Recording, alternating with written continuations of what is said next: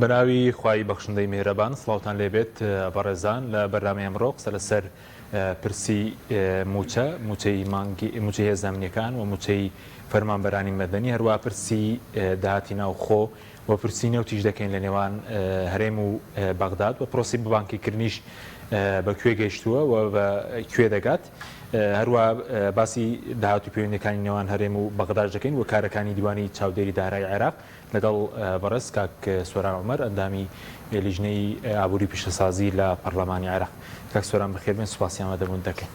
سوپاس دەکەین. ئەگەر سەرەتا لەو نووسراوەوە دەست پێ بکەین کە تێیفسامی وەڵامی بەڕێزیدا بۆ سەبارەت بە پرۆسی بانکیکردن. وەڵامی تێیفسامی چی بوو؟ چووکە لە ماوەی ڕابردوودا حکوومەت هێرێم نووسراوێکی ڕوونکردنەوەیکی دادگای فێدراڵی بڵاو کردەوە گوایە هەژماری من قبول کراوە. وەڵامەکەی تێیفسامی بۆ بەڕێزت چی لە خۆ دەگری؟ بەناوی خوای بەخشندەی میهرەبان، ئێمە بۆ بەدواداچوون لەسەر چۆنێتی جێبەجێکردنی بڕیاری دادگای فێدراڵی تایبەت بە تەڵتین هەر لە هەوڵین و بەردەوامین. لە مانگی ڕابردوو بەدواداچوونم کرد بۆ ئەوەی کە بزانین پرۆسەی جێبەجێکردنی بڕیارەکەی دادگا و تەڵتین کە جێگیرکردنی موچەی فەرمانبەرانی هەرێمە لە بانقە فیدراڵی حکوومیەکان بەکوێ گەیشتووە. بەڕێزیان بابەتەکەی ئاراستەی هەرسێ بانکی فیدراڵی ڕەشید و ڕافیدەین و TBI کردووە و چاوەڕێی وەڵامی ئەوانین بزانین چه هەنگاوێکیان ناوە و گەیشتۆتە کوێ. لەبەرەوەی حکوومەتی هەرێمی کوردستان بەداخەوە ئاڵاوە بە بانکە ئەهلیەکانە و نایەوێت تەڵتین بە پێی بڕیارەکەی دادگا بکە، چونکە بڕیارەکەی دادگا زۆر وازەحە. تەڵتین دەبێت لە بانکی حکومی فیدراڵی بێ، تەوزیع دابەشکردن وەرگرتنی موچە ئەکرێت لە بانکی ئەهلی بێ و ئەکرێ هەر لە بانکە فیدراڵیەکان و لە ڕێگەی مەنافیزەکانەوە بێ کە مەنافیزانە لە دوکانەکانی ئاڵوگۆڕی دراویشە هەیە. بەڵام حکوومەتی هەرێم ڕەنگە پرسیار بکەیت بۆ ئاڵاوە بە هەژماری منە، باشە بۆ هێندە جەخت لەم پرۆژە کاتەوە و ئەوێ بە زۆر بە فشار و زۆر جار بە چەواشەکردنی ڕایگشتی فەرمانبەران ناچار بکە ئەو هەژمارە بەکار بێنن، ئەو حیسابە بکەنەوە. هۆکارەکەی ئەوە نییە کە ئەم بانقەهی خۆیەتی یان دیفاع لە کۆمەڵە بانکی ئەهلی بکە. بابەتەکە ئەوەیە حکوومەتی هەرێم دەیەوێ تەڵتین لە بانکی حکومی نەکرێ، بەڵکو ئەم پرۆژەی ناوی ناوە هەژماری من بە بەغا بڵێ مە تەڵتینە. جیاوازیەکە و هۆکارەکەی چییە؟ ئەمەیە. باشە حکوومەتی هەرێم ئەوێ پارەکەی بەغا خۆی وەریگرێ، ئەگەر بێت و هەژماری من بێت خۆی وەری بگرێت دوای بنێرێ بۆ بانکەکان. ئەگەر هەژماری من بێ وەکو ئێستا بە لیست پارەکە لە بەغدا وەرەگرێ، خۆی بەم شێوازە ئیخاتە ناو حساب بانقی، ناو حسابی بانقە ئەهلیەکان کە لە هەژماری منان. باش واتە جیاوازیەکە تەنها ئەوەندەیە محاسیبی دائیرەکە وەزارەتەکە ئەبێ بە کارتی بانقی ئەجێ لە ATM-ەکە ڕایەکێشێ، واتە محاسیبەکە بە ATM. وەک ئەش بینین ئەوە چەند مانگە باز لەواکەن کە لە ڕێگەی هەژماری منەوە موچە خۆران موچەکەیان وەرەگرن. باس 75,000 دەکرێت پس کێشە هەبوو لە ATM و وەرگرتنە لە ATM و لەمانە کێشە ئاساییە هەرە بێ. تەڵتین لە بانکی حکومیش بێت تا ئەو کاتەی خەڵک فێرە بێ ڕادێ خێراتر پارەکان داخلی ATM شکەوەی ATM بێ بەردەوام تەمویل بکرێ، پارەی تێ بکرێ لەبەرەوەی بەتاڵەکرێتەوە و تا ATM زۆر بێ کەمتر بەتاڵەکرێتەوە، خەڵک پێویستی بەو سەرەگرتنە نییە. بەڵام کێشە ئەوەیە ئەم بانکانە کە حکوومەتی هەرێم بە هەژماری من ناساندوونی پرۆژەکەی هیچ خزمەت گوزاریەکیان لە ماوەی ئەم چەند مانگا بۆ کەس نەبووە لە کاتێکە باسییان لە 90 خزمەت گوزاریە کرد لە پێدانی قەرز و پێشینە دامودە و خزمەت گوزاری لە بانکە حکومیەکانی عێراقی ژنیە پێشتر بانگەشەوە دەکرا بەڵێ بەڵام تا ئێستا نەیانتوانیوە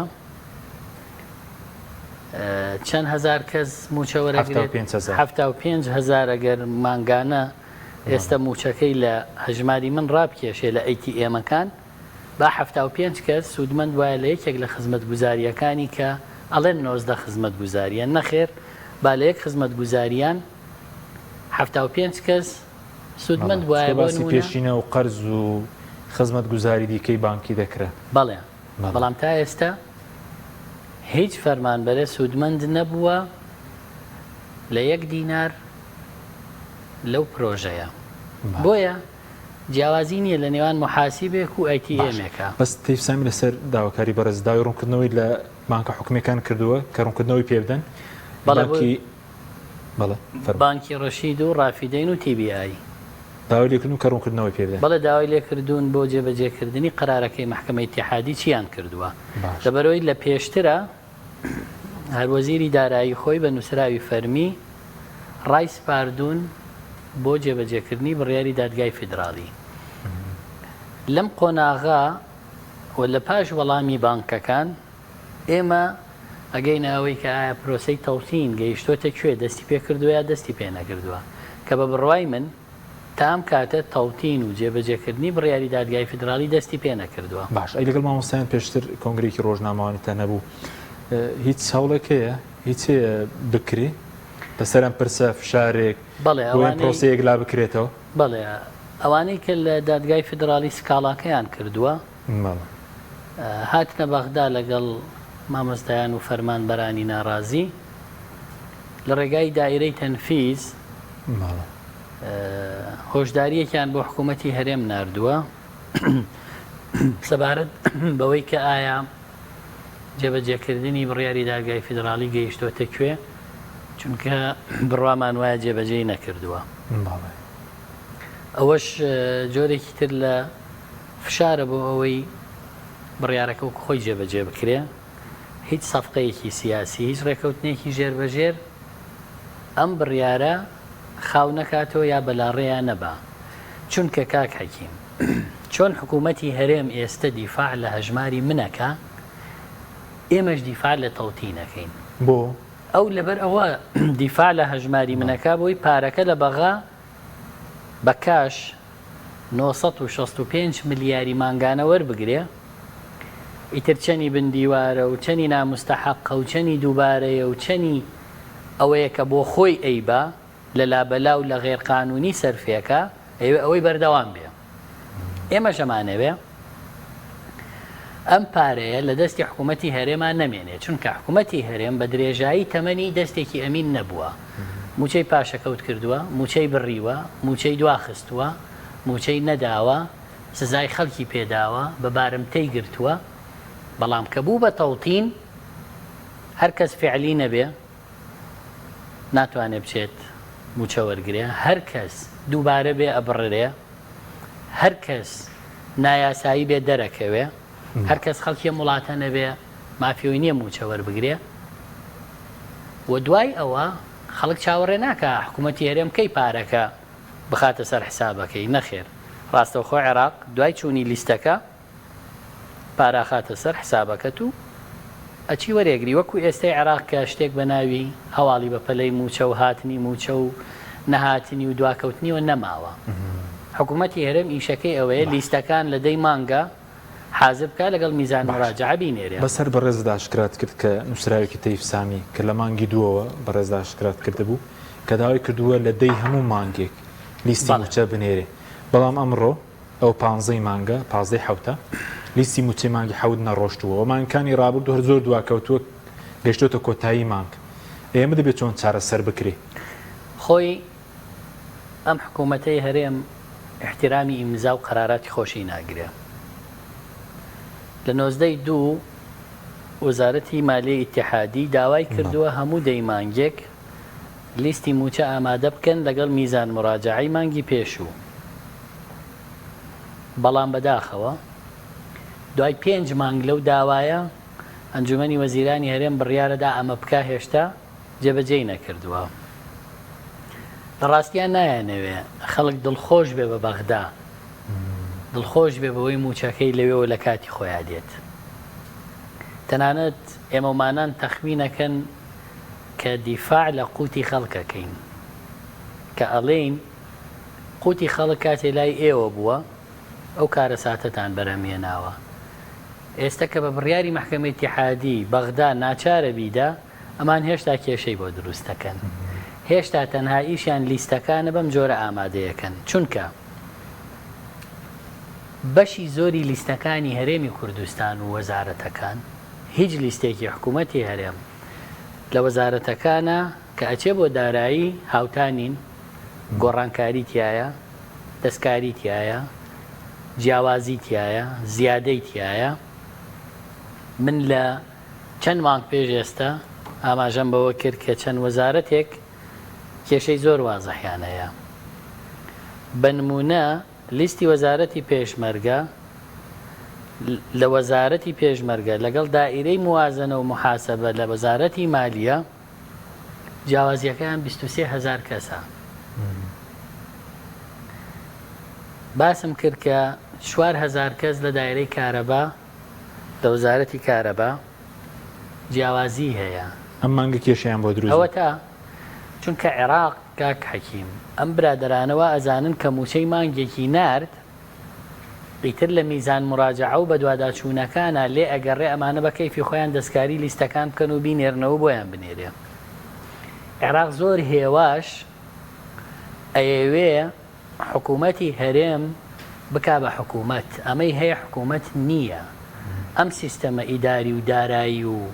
ژمێریاریەی هەیە. ڕقابەی مالی هەرێم خۆی لەگەڵ ڕقابەی مالی عێراق ئیمزای کردووە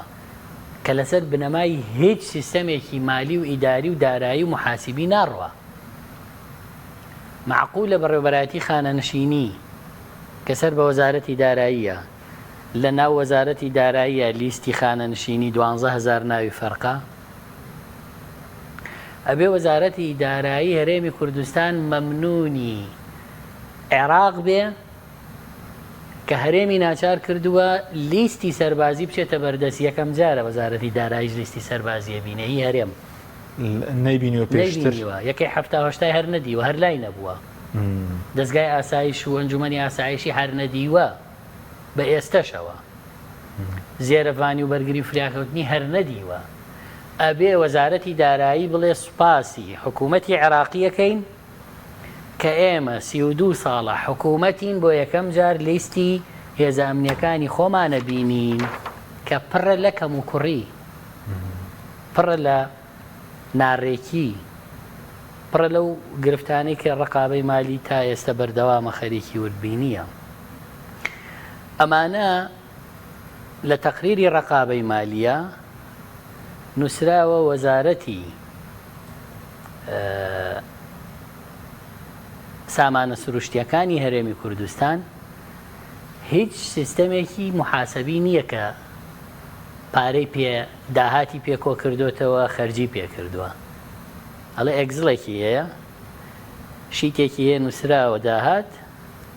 شیتێکی تری هەیە نووسراوە خەرجی. واتە وەزارەتی سامانە سروشتیەکانی هەرێم بەقەر سەیدەلیەیەک، بەقەر مارکێتێک سیستەمێکی نییە داهات و خەرجی و گرێبەست و هەموو ئەو شتانەی کە هەیەی لە ناو سیستەمێکی محاسبی شەفافە بێ. چونکە ناشەفاف بووە هیچ ئەوەلیات و ئەوراقێکی سیستەمی محاسبی نییە. چکە پێشتر دەنگ و جانتایەکە، ئێستا لە جانتاکەش ئێکزڵێکی ناو لاپتۆپێکە. باوەڕەکەی دەدانە ساڵە چاودێری دارایی حکوومەتی هەرێمی کوردستان نووسراوەکانم لایە کە ئەپارڕێتەوە. ئەڵێ بەس با بچینە وەزارەتی سامانە سروشتیەکان وردبینی بکەین. وردبینی ئێوە بۆ دیلۆیتتان هێناوە مانگانە چەند ملیۆن دۆلاری ئەدەنێ وردبینیتان بۆ بکە، لە کاتێکە ئێمە معنین چاودێری دارایی ئەم حکوومەتەین بین وردبینی داتاکانتان بکەین. کاکە عەقدی نەوتمان نادەنێ عەقدی کۆمپانیا مەحەلیەکانمان بنێ کە لە کێڵگەکان و لە نەقڵ و لە خواردن و لەمانە کارەکەن. یعنی شتی وا خراپیان کردووە پێشتر ڕێیان نەداوی چاودێریکیان لەسەر بێ. ئێستا هەموو ڕۆژێ مەلەفێکیان ئاشکرا دەکەی. ئەمە لە پێناوی چیە؟ ڕۆژێک لەسەر داهاتی ناوخۆ، ڕۆژێک لەسەر نەوت، ڕۆژێک لەسەر بەبانکیکردن. ئەم هەوڵی بەڕێزت بۆ چییە؟ ئەزانی کاک حەکیم من نوێنەرێکی خەڵکم. باشە. ئێمە 60 پەرلەمانتاری 64 باوەڕکە نازانم بەزام لە سەروی 60ەوەیە. بەڵێ 64 خەڵک حەقە بپرسێ لەوانەی دەنگی پێداون بڵێ ئێمە لە معانات و کێشەیەکی گەوراین. موچەمان چۆتەوە بەغدا. باش. ئەمە وەزعمانە هێشتا بەدەست حکوومەتی هەرێم و لیستەکانی و ناردنی و نەناردنی وردبینیکردن و پێنەدانی زانیاری حەقە لێیان بپرسنەوە. خۆ هەر من پەرلەمانتار نیم، خەڵکی تری 60 پەرلەمانتاری تر هەیە. ئەبێ هەمویان ئاوا ئیشی خۆیان بکەن، نەکدا بنیشن بەشی زۆری هەرە زۆریان ببن بە پارێزەری ئەم سیستەمە خراپەی حکومڕانی کە باجی ئەم خراپی حکومڕانیە خەڵک داوێتی. ئەو خەڵکەش داوێتی کە دەنگی بەو داوە، نەک هەروانی کە دەنگیان بە ئێمە داوە. باشە خۆ ئێمە کە ئێستا دیفاع لە هێزی ئەمنیەکەین لە دەستگای ئاسایش جگە لە یەکێتی و پارتی بۆم بدۆزەرەوە بڵێ تەکسیەکیش کە لە نزیکی بنکەیەکی ئاسایش نەکەم بەڕێوەبەرایەتیەکانی ئاسایشی شارەکان، تەکسیەکیش کە لەوێ وەستێ نەفەر هەڵەگرێ ئەگەری خۆیان نەبێ نایڵن لەوێ بوەستێ، نەک کەسێک کە سەر بە غەیری خۆیان بێت و ئاسایش بێ. بەڵام ئێمە دیفاعیان لێ یەکەین، چکە ڕۆڵەیە و میلەتەن شەو ڕۆژ ئەرکی پاراستنی ئەم وڵاتە و ئەم شارەیان و ئەم هەرێمەیان لە ئەستۆ گرتووە کە تۆ خەوتوی ئەوان چاویان کراوەیە، ئەوان ئاگایان لە سنوورەکانە، ئاگایان لە داخڵبوونی خەڵکی خراپە، لە تاوانە، لە ڕێگری لە خەڵکی خراپە. بەڵام ئێمە بەو چاوە سەیریان ناکەین ئەمانە چەکداری یەکێتی و پارتین. نەخێر ئەمانە ڕۆڵەی ئەم وڵاتەن، بەڵکو یەکێتی و پارتی دەبێ بزانن ئەم هێزانە چەند نیگەرانن کە ئاوا مامەڵەیان لەگەڵەکەن، چەند نیگەرانن کە ئاوا خەمساردن بەرامبەر کێشەکانیان. مەسەلەی داهاتی ناوخۆ من قەت لەی بێدەنگ نابم. باش. بۆ لەبەرەوەی داهاتی ناوخۆ بۆ کوێ ئەچێ؟ شەقامەکانمان لی سوودمەند دەبێ، پرۆژە خزمەت گوزاریەکانمان لی بەهرەمەند دەبێ، چەند مەقاولیان ئیفلاس پێ کردو و پارەکەی نادەنەوە، چەند شەقامیان پێ ئاوەدان کردوتەوە. بەشێک لەو پرۆژانەی کە ئەکرێ لە هەولێر و سلێمانی و دوهۆک و ناوچەکانی تر کۆمپانیاکانیکەن. خۆ حکوومەت بە پارەی داهاتی ناوخۆ و نەوت پرۆژە ناکە. خەڵکی خێرخواز هاوکاری بەشێکی زۆر لە دام و دەستگاکانی حکوومەتە لە مزگەوتەوە هەتا چاودێری کۆمەڵایەتی. من لە نەوت بێدەنگ نابم، چونکە ئەوان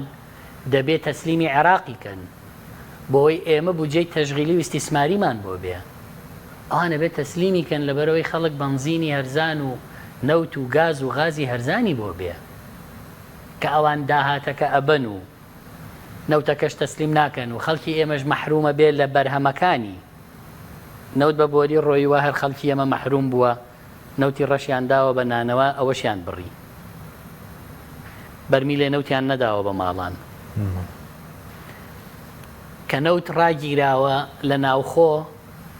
خۆیان شەریکن لەگەڵ کۆمەڵێک کۆمپانیای بیانی کە عەقدی خراپیان کردو و هێناویانە، فەزیحەتێکی گەورەیان بەسەر ئەم وڵاتە هێناوە. تەوێ ئێمە بێدەنگ بین نوێنەری خەڵک. من بێدەنگ نابم، من کاری خۆمەکەم. من راپۆرتی ڕقابەی مالیم هاتۆتە بەردەست کە داوام کردووە، ئەڵێ حکوومەتی هەرێمی کوردستان لە سەرەتای 2007ەوە هەتا 2038 ئەبێ پارە بداتەوە بە دوو کۆمپانیای ڕووسنەفت و کار. باشە. یەکیانی ڕووسیا، یەکیانی خۆیانە. بۆچی؟ لەبەر دروستکردنی بۆری نەوتی کوردستان. معقولە بۆرێکە فرۆشراوە بە ڕووزنەفت لەگەڵ کارە بەس خۆ کاتی خۆ بە 1 تریلیۆن و 800 میلیۆن دلار بە 1 میلیارد و 800 میلیۆن دلار فرۆشتیان لە 2010 ئەمڕۆ بۆ ئێستا بەڕێز دەڵی 11 میلیاری دەوێ 100 میلیارد دلار بابەت باسکەم باش کۆمپانیای کار دروستی کرد دوایی لە 140 دایەوە بەخۆی لە 160 فرۆشت بە ڕۆزنەفت بە ملیارێک و 600 یا 700 میلیۆن دلار بەڵێ هەموو مانگێکیش ئەوە ئەخیر تەقریب دەرچووەکە کرێی نەوت کە لەو بۆریەوە ڕۆیوە حکوومەتی هەرێم تا ئێستا چەنی داوە زیاتر لە 5 میلیارد دلار کرێ ئەو بۆری داوە کە نەوتی ڕۆژ پیان ڕۆشتووە یعنی ئەوان 5 میلیارد دلاریان دەستکەوتووە 5 میلیارد دلاریان دەستکەوتووە لەو بۆریە بەڵێ تا ئێستا باش بەڵام ئەوەی سەیرە لە راپۆرتی ڕقابەی مالی ئەڵێ هەموو مانگێ 6 میلیۆن دلار تا کۆتایی 2027 لە سەرەتای عەقدەکەوە ئەدرێتەوە بەم دوو کۆمپانیا ئێستا کە نەوتەکەش وەستاوە هەردەوێ بیدەن 5 میلیۆن دلاری مانگانەی هی کارپێکردن و تەشغیلی بۆریەکەیە کە هەرەیدەن بۆریش هیچی پیان ناڕوە 55 میلیۆن دلاریش تا کۆتایی 2027 تا سیویەکی 2027 هەموو مانگی ئەبێ بیگێڕنەوە باش واتە کە ئێمە گەشتینە کۆتایی 2027 واتە 120 قستی 120 قستی 60 میلیۆن دلاریمان داوە بە ئەم دوو کۆمپانیا باش لە بیدایەتی 2028 تا کۆتایی 2038 کە 10 ساڵی ترە هەموو مانگێک گەبێ 38 میلیۆن دلار بن آخر بۆ ئەمڕۆ لەگەڵ بەرپرسێکە لە حکوومەت قسەم کردوتم ئەتوانیەوەم بۆ شەرحکەیت ئەم بۆریە فرۆشراوە ئەم بۆریە کڕراوەتەوە ئەم بۆریە تێمگەێنە دروست کراوە دوای فرۆشراوەتەوە بە خۆیان ئێسم هەموو پارە چی ئەیاندەنەوە پێیان یعنی چی ئەمە وتێزانی ئەمە لە چیە چێ وتم نەوەڵاوتی هەن لە فەیسبوک لە تۆڕی کۆمەڵایەتی هەنە سەوت بڵاوە بێتەوە یەکێ تەلەفۆن بۆ یەکێکی ترەکە ئەڵێ کاک فڵان مەوزوعەکەی پێڵێ و لە بینیا دوو سێ کەلیمە تێکەڵەکە تێکەشتێنێ نازانێ ئەڵێ چی ئەڵێ کاکە تۆ تۆزێ هێواش تێمگەیەنە جارێکتر بۆ ێڵێتەوە بەڵام دوو سێ کەلیمە تێکەدا لی تێناگا وتی بەخواوەکو ئەوە وایە 100 جار گوێی لێ بگرەوە لی تێناگە وتی منیش سەری لێ دەرناکەم ئەم بۆریە ئیسە هی کێیە ئەم هەموو پارە لە پایچی ئەدرێتەوە یعنی تا کۆتایی 2038 خۆشمان تا کۆتایی 2038 باش ئێمە ئەبێ 11 میلیارد و 160 میلیۆن دلار لە پارەی و خەڵکە بدەینەوە بە ڕوزنەفت و کار یعنی رووسیا بە چه حەقێ لە 11 میلیارد دلار وەرەگرێ لەسەر بۆریە کە لەسەر خاکی خۆمانە دروست کراوە نەوتی ئێمەی پیاڕوە ئێبێ لەمە بێدەنگ بی ئەمە و قەزیە گەورانەیە کە حەقە هەموو لایەنەکان باش ئەوەی لە حکوومەتن ئەوەی معارەزن بێنەخەت بڵێن کاکە ئەمە چییە ئەمە یعنی چی ئەمە یعنی فرۆشتنیە وڵاتە بە بۆریەوە بە بیری نەوتەوە یعنی چی ئێستا کۆمپانیا نەوتیەکان ئەڵێن ئێمە ڕازی نین ئەو نەمان نێنێ ئێستا نەوتەکە بۆ خۆیان نەفرۆشن یعنی چی کۆمپانیایەکی بیانی ئێستا چۆن دەفرۆشێن نەوتیە ئێستا و کۆمپانیا بیانیانەی لە هەرێ من عەقدی خراپیان هەیە و تا ئێستا عەقدەکەش ئاشکرا ناکەن بۆ عێراق هەموو ڕۆژێ 250,000 بەرمیل نەوت بەرهەمەهێن و ئەیەن بە 30 دلار و ئەیخەنە گیرفانی خۆیان خەڵکی ژەبێ لە جادەکانە دووکەڵ و مەترسی تەنکەرەکان بەسەریا بڕا معقول لە ڕۆژانە 2200 تەنکەر بەرەو تورکیا و ئێران لەو سەرجادانە دێو ئەڕوا 2200 تەنکەر هەموو ڕۆژێ ئەڕوا بەرەو ئێران و تورکیا لەوێشەوە داخلە بنەوە نەوتی تاڵان فرۆشکراوی هەرێمی کوردستانە بن بەرمیلی بە 30 دلار ئەیبەن لە ئیمارات ئەیدەن بە 70 دلار ئەیبەن لە تورکیا ئەیدەنەوە بەوەندە ئەمە من لێ بێدەنگ بم من لێ بێدەنگ نابم باش بەس پەرلەمانتار هەیە ئێستا نووسرای بەرەزت زۆرەیە کڵێشەیە پەرلەمانتارەیە لە پەرلەمانی عێراق کڵێشەشی نەبێ کڵێشەی نووسینی فەرمی بۆ داموتەزگاکانی دەوڵاتکەیەکێ لە ئەرکەکان پرسیارکردن و ڕوونکردنەوە و بەدەداچوونە واللهی ئەوانە زەمیلی منن خەڵک دەنگی پێداون حەقە خەڵک لیان بپرسێتەوە چکە هەمانن لەگەڵ وەزیرا دانیشتوین 3 سەعات مناقەشەمان کردووە هەڵساوە ناوی وەزیرەکەی نەزانیوە. بە هەر حاڵ من بەمەستمەوە نییە خوانەخواستە بێ ڕێزی بە هاوڕێکانم بکەم، بەڵام ئەگەر هەر یەکە نوێنەرایەتیەکی ڕاستەقینە بکاهی خەڵک لە بەغدا نەحکوومەتی هەرێم بەم جۆرە مامەڵاکە وەنە ئێمەش لە بەغدا ئەوەندە لاوازە نووسراوهەیە بیکەی وەڵامی نەدەنەوە چکە لێرە وەکو پێویست وەڵامی پەرلەمانتارانی نەداوە لە بەغدا نووسراوێکەیە کرد بۆ سوودانی بێ بۆ دامودەستەی فسانی بەوان وەڵام نەدراوێت ناتوانن وەڵام نەدەنەوە ناتوانن وەڵام نەدەنەوە و بە پێی پەرلەمانتارەکەش ئەگەر پەرلەمانتارەکە ڕۆشت بێ خەریکی تەکلیفی شەخسی و تاعینکردنی خەڵک بێ بە پارە و وەرگرتنی پارە بێ وەڵا پۆلیسی بەردرگاکەش حسابی بۆ ناکا وەڵامی ناداتەوە. بەڵام ئەگەر بێمنەت بێ من سکاڵام هەیە لەسەر گەورەترین دزی عێراق ێستا ناتوانێت بێتەوە عێراق. سەرۆک وەزیران پێی وتم وتی ئەمە وازانێ من هۆکارم کە تۆ وای بەرامبەرەکەی ئەوە ئەو کەسەیەکە دەستی لە ناو پارەسپیکردنەوەی هەموو عێراق و بردنەوەی دۆلارایە. بەڵام جیاوازیەک کە هەیە کاک حەکیم ئەویش ئەوەیە لە چەند ڕۆژی ڕابردوو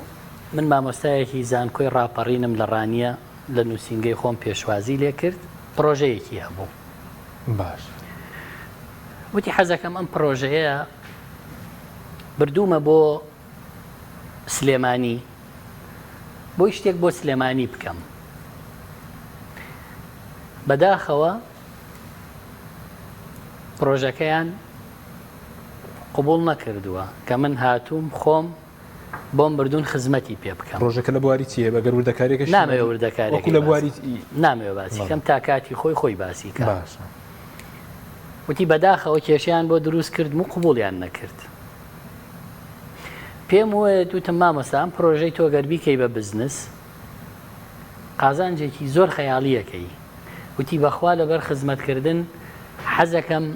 بۆ شارەکەی خۆم و بۆ هەرێمی کوردستانی بکەم بەس بەداخەوە هیچیان نەکردووە نەک نەیان کردووە ئەرقەلەیان بۆ دروست کردوم و بەس ئەمەوێ بۆ عێراقی بکەم کە پرۆژەکەیم بینی بە فیعلی خزمەتێکی زۆر گەورە و بەرچاوە بە هەموو کەس ناکرێ ڕەنگە لە عێراقا ئەم مامۆستایە توانی بێتی ئەو پۆزیشنەی هەبێ ئەمە بکە. ئەو ڕۆژەی پرۆژەکەی پێدام هەمان ڕۆژ گەیاندمە سەرۆک وەزیران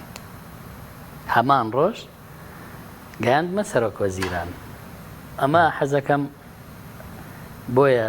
ئەمەت پێڵێم بۆی بزانی جیاوازیەکەی هەرێم و عێراق لە چیایە. من لە 26/6 پرۆژەکەم ناردووە بۆ بەڕێز سەرۆک وەزیرانی عێراق. باش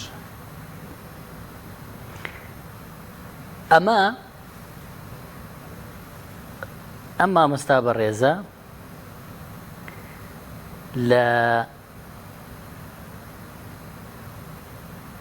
لە ڕۆژی 11/7 نامەی بۆ ناردووم ئەڵێ نووسینگەی سەرۆک وەزیرانی عێراق ڕاوێژکاری سەرۆک وەزیران بە ناوی فڵان پەیوەندی پێوە کردم تەبەنی مەشروعەکەیان کرد و زۆر پێیان خۆش بوو و سوپاسی ئەوە کاکە بەو خێراییە پرۆژەکەیم گەیاند ئەوانیش یەکسەر بەدەمێوە هاتن لە ماوەی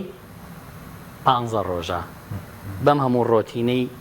کە ئەو سەرۆک وەزیرانی هەموو عێراقا مامۆستایەک لە ڕانیەوە پرۆژەیەکی هەبێ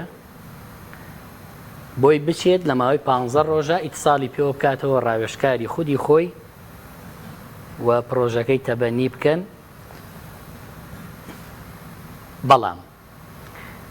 7 ساڵ من پەرلەمانتار بووم پرۆژە پێشنیار داواکاری کوڕوزانەوە لە کوردستان داومە بەو حکوومەتە هەر دژایەتیان کردوم هەر قسەیان پێوتوم هەر تۆمەتیان بۆ دروست کردوم ڕۆژێ نەیانوت کاکە دەستی خۆش نەبێ بەس ئەمەیان باشە وەڵا دڵسۆزیە. ئەزانی لەکەیەوە من پرۆژەم داوە بە حکوومەت پێشنیارم داوە بە حکوومەت تومە کاکە ئەمە ئیکەن لە هێزی ئەمنی خراپە هەمووی نایاساییە، ئەمە ئیکەن لە خانەنشینی ئەمە هەمووی نایاساییە، ئەوەی ئەیکەن لە یعنی شتێک نەماوە کە ئێستا عێراق دەسی بۆ ئەبا ئێمە نەماندابێ بەو حکوومەتە پێمان نەوت بێ ئەمە چاکەن ئەمە باشکەن ڕۆژە نەمانوتوە ئێمە دوژمنایەتی شخصیمان هەیە لەگەڵێەوە و دەریشکە و بە نەتیجە ئەوەتە چوار فەرمانبەری ڕقابەی مالی ئێستا ئاوا ئەیان تەکێنن هەڵیانە سوڕێنن ئەزانی یەکێک کە دامەزرابێ لە هێزی ئەمنی باش ئەبێ فەرمانی دامەزراندنی بێنێ، ئەبێ ڕۆژی دەست بەکاربوونی بێنێ، ئەبێ کارتی نیشتیمانیەکەی بێنێ، ئەبێ کارتی زانیاریەکەی بێنێ، ئەبێ کارتی دەنگدانەکەی بێنێ، ئەبێ بیسەلمێنێ بەڵێ ئەمە حەقیقیە فعلیە ئەم کەسەیە. یەکی ئەسڵن کارتی نیشتیمانی نەبێ معڕەزە بۆی ناوەکەی لە لیستەکە دەربێنن بڵێن ئەمە ڕاست نییە، چونکە باوەڕیان بە جنسیە و ناسنامەی هەرێم نییە لەبەرەوەی بە لێ شاو شەوی انتخابات دانیشتن بە هەزارەها جنسیەوینیان تەبع کرد. شکر ئێستا دەسەڵاتی ناوگۆڕینێکیشیان نەماوە، ئەوەشیان نەماوە، دەسەڵاتی نەقلی نفوسی هاوڵاتیەکیان ئالەو قەراخەوە بۆ ناو سلێمانی نەماوە. کاک حەکیم بەیانی ناوی خۆ بگۆڕی ئەبێ وەزیری ناوخۆی عێراق موافقە بکە بزانێت تۆ بۆ ناوەکەتە گۆڕی بەهانەکانی قبول کراو بێ، ئەویش ئەبێ پەرلەمانتارێک نووسراوت بۆ بکا بۆ وەزیری ناوخۆ ئەگینا مەحامی بیکە ناگەیتە نەتیجە ناوی خۆت پێ ناگۆڕێ. ئەمانە وەکو کاغەزی چلوورە ئەها جاران تەبیانە کرد جنسیان بۆ خەڵک دەرکردووە. ئێستا هەرچی ئەو جنسیانە هەیە هەمووی سقوتی کردووە هەمووی ئیلغا کردوێتەوە. یعنی ئەوانەی کە هەیە هەمووی ئێمە کاک حەکیم بەڕاستی دڵسۆزی بووە بەم حکوومەتەمان وتووە گوێی نەگرتووە بێمنەت بووە تا گوێی گیراوە. ئێستا عێراق ئەڵێ مادام من پارادەم بۆ عێراق شێت بووە هەموو مانگێ 965 ملیار دینار کۆی کەیتەوە کاک حەکیم ڕەنگە پڕ بەم ستۆ دوێ ببێ بیا بە حکوومەتی هەرێم ئەویش داهاتی ناوخۆ بەرێ نەوتیش بفرۆشێ لیستەکانیش پڕ بێ لە دووبارە و لە نایاسایی و لە بندیوار و بێدەنگ بێ نەوەڵاگەر بێدەنگ بێ شەریکە دزن. عێراق زۆر دزە زۆر گەندەڵە بەڵام لە هەندێک شتا وەکو دەوڵەت مامەڵاکە. باش حوت خولەکێکمانەوە بە کورتی سەبارەت بە موچە هێزانەکان بەرپرسێکی هەرێم لێدوانیدا بوو لەسەڵا یەکێک لە یاریدەری سەر و حکومەت دەڵێ پێنجشەممە دێت پێشبین دەکرێت بێت چکە لە هەفتەی ڕابردووتیان سوودانی ڕەزامەندی داوە موچەی مانگی 5 و 6. من نازانم لە ڕووی سیاسیەوە تەکلیف دیارە کراوە لە سەرۆکوەزیران. باشە من ئاگام لە وردبینیە کە بەردەوامە ئێستا و ڕەنگە کۆتایی ئەم هەفتەیە بیدایەتی هەفتەی داهاتوو راپۆرتی وردبینی تەواو ببێ کە تەواو بێ و کاتە موچەکەیان نافەوتێ هێزی ئەمنی. بەڵام بەداخەوە کە حکوومەتی هەرێم بیدایەتی و ئەمە ئەمنی قەومیە و ئەمە ئێمە چۆن ناوی پێشمەرگە و هێزی ئەمنی خۆمان بین بە عێراق. ڕۆژێکیان تەیب سامی پێم وەدوتم هێزی ئەمنی نادەن پێکەنی وتی لە پشتەوە ئینێرن بەس پەلەمەکە فعلەن لە پشتەوە دوای ڕازی بوون بینێرن. بەڵام ئەوە تا باجەکەی کێ ئەیدا هێزە ئەمنیەکان ئەیدەن کە هەمویان دەماوەی ئەم سێمانگایەک موچەیان وەرگرتووە زیان خراپە. بەڵام ئەمە بۆ ڕاستکردنەوەی مەساری لیستە خراپە ڕاست بکرێتەوە و کاتە وردبینیەکان مانگانە ئاسانترە کێ زیادی کردووە ئەم بۆ کەمی کردووە وردبینی لەوە ئاسانە. باشە بۆ هاوتاکردنی موچەی خاننشینیان هەمووان دەگرێتەوە دەچێتە بواری جێبەجێکردنەوە. دوێنێ پرسیارم لەو لیژنەیە کرد کە لە عێراق و هەرێم دروست کراوە بۆ ئەم بابەتە. باشە وتیان هەر کەس خانەنشین بوو بێت لە هەرێم ئەم یاسایی بەسەرا جێبەجێ مەدەنی و سەربازی پێش 2014 و دوای 2014. باشە ئەی بۆ فەرمانبەرانی گرێبەست لەو ڕۆژانەشدا قسە لەسەر کرده بوو ئەم ڕۆژ کۆبوونەوەیکیانە و لەگەڵ وەزیری دارایی و ئابرێ بخۆ لە ماوەی 15 ڕۆژ ماوەی زۆر لەمەوە پێش وابرار بێگلا بکرێتەوە بۆچی یەکلا نەکرێت زانی کاک حەکیم با سەراحەتێک بە هەموو ئەو چین و توێژانە بڵێم کە حکوومەتی هەرێم ڕاستیان پێناڵێ باش هەموو ئەو لیستانەی کە ئەینێرن بۆ وەزارەتی دارایی و ئەڵێن نردومانە بۆ عێراق چ سەیەکەمەکان بێ باش خاون بڕوانامە باڵەکان بێ چ کەم ئەندامان بێ ئەمانە هەمووی هەرێم باشە زانێت کە عێراق نایکا دەبوو پێش ئەو وەزع خۆی چاکی کردایە ئێستا پێی چا ناکرێت لە موازنەش ئێمە هیچ بۆمان هیچ تەخسیسێکمان نییە بۆ پلەی وەزیفی نوێ باش بەڵام من بیدایەتی ژوتم ئاسانترینیان خانەنشینانە ئەوێ بیکە ئەلحەمدلاوە خەریکن گرێ بەستەکان ئەو لیژنەیە کە لە مانگی 5 بیدایەتی 5 دروستیان کرد لە هەشتی 5 ئەبوو لە 21 5 نەتیجەکە باتەوە بە ئەنجومەنی وەزیران بەداخەوە نەیان کردووە قەناعەتیان بەوە نەکردووە ئەم گرێبەستانە بکەن بە هەمیشەیی هەرچەنە لە ناو ئەنجومەنی وەزیرانیش هەوڵ هەیە بۆەوەی کە بتوانن بە چەند پێوەرێک کە پێوەرەکان کەمکردنەوەی لە ئیمتیازاتی فەرمانبەری هەمیشەیی پارە زیاد نەکا و بیانکەن بە هەمیشەیی بۆ نمونە شەهادەکەیان هەر ئەو شەهادە بێ کە پێی دامەزراون بە گرێبەست شەهادەی نوێیان بۆ حساب نەکەن پلە بەرزکردنەوە کە چۆن هەروەستاوە هەر بوەستێ کەی کرایەوە و کەی ئەو وەزع چاک بوو بتوانن ئەوانیش بخەنەوە سەری جگەلەوە ئەو خزمەتیان بۆ خانەنشینی بۆ حساب بکەن بۆی ئێستا یەکسەر کە بوو بە هەمیشەیی ئەو خزمەتە بێنێتەوە پلەی پێیەگۆڕێ ئەوانە نەکەن یعنی هەر هەمان شتەکە ناوی گرێبەستە ناوێ بێ بە هەمیشەیی ئەگینایج امتیازێکی زیان ناکە ئەوەشی 3 ساڵی تەواو کردووەی گرێتەوە بەم پێوەرانە ئێستش هەوڵێک هەیە کە ئەمانە چاک بکرێ عێراقیش قسە ناکە ئەگەر پارەکە زیاد نەکا وانە بێژان وعدێک هەیە بە دوای وعدەکە چین ئێمە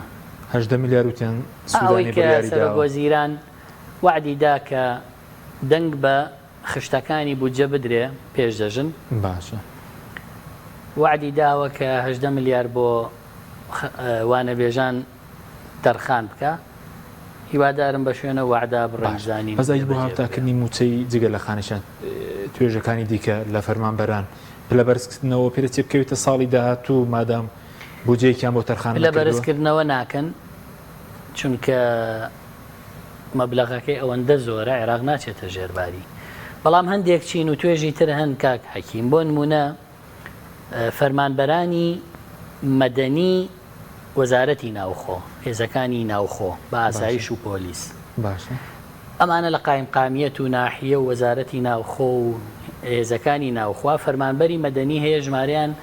تقریبا 5600 کەسە بە قانون لە عێراق مافەکانیان هاوتا بووە لەگەڵ وەکو هێزەکانی ناوخۆ بەڵام تا ئێستا حکوومەتی هەرێم ئەمەی جێبەجێ نەکردووە لە 2013ەوە فەرمانبەرانی مەدەنی وەزارەتی ناوخۆ بە قانون دەبێ موچەکانیان و دەرماڵەیان هاوتای هێزەکانی تری ناوخۆی هاوپیشەی خۆیان بکرێ بەڵام نەکراوە ئومێ دەکەم ئەمەش کە قانون کردوێتی حکوومەت هەرێم جێبەجێی نەکردووە جێبەجێ بکە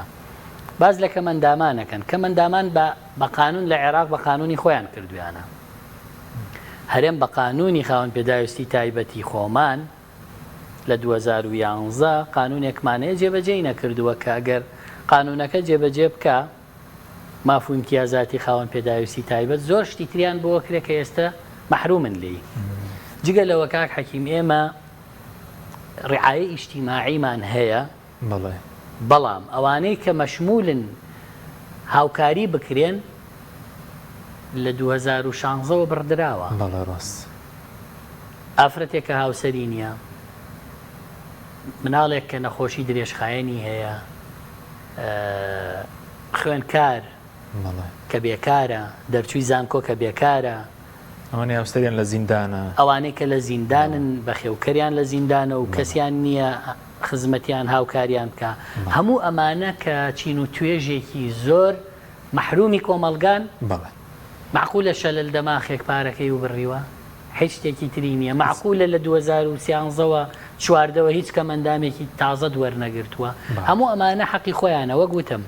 حکوومەتی هەرێم غەدری لە خەڵک و خاک و ئەرز و ئاسمانی ئەم وڵاتە کردووە ژینگەی پیس کردووە موچەی خەڵکی ئاوا لێ کردووە ئیمتیازاتەکانی هەموو ئاوا لێ کردووە ئەوەش نەتیجەکەیەتی لە داهاتوو ئیشیان بۆ دەکرێن انشاءالله بە دڵنیاییەوە باشە بە کورتی کاتیشمەوە سپاس دەکەم یەکی پرسیاری کردە لە بۆ سکاڵاتۆمان ناکەن مادام بەسەر دەسەڵاتدارانەیەم کە بڕیاری دادگا جێبەجێ ناکەن وەزان پێش ڕوونکردنەوەدا بوو کە پەرلەمانتار ناتوانێت سکاڵا بکە بەڵێ ئەوانەی کە بە کورتی بێ سکاڵاکەیان تۆمار کردووە تونەتەوە بەغا بە پێی ڕێکارەکە من داوام لە مەجلیسی قەزای عەلا کرد چۆنە ئەڵێ یەکەم لە دایرەی تەنفیز هۆشداریان پێدرێت لە 8 ڕۆژە بێ جواب بنەوە ئەگەر نادوایەوە توانن هەمان سکاڵاکار بێت داوای جەزائیان لەسەر بکە سپاس دەکەین کە سۆرا مەرمانتومان کردی سپاسی ئامادەبوون دەکەین سپاس بۆ بینێرانی بەڕێز سپاس بۆ هاوکاران خواتان لەگەڵ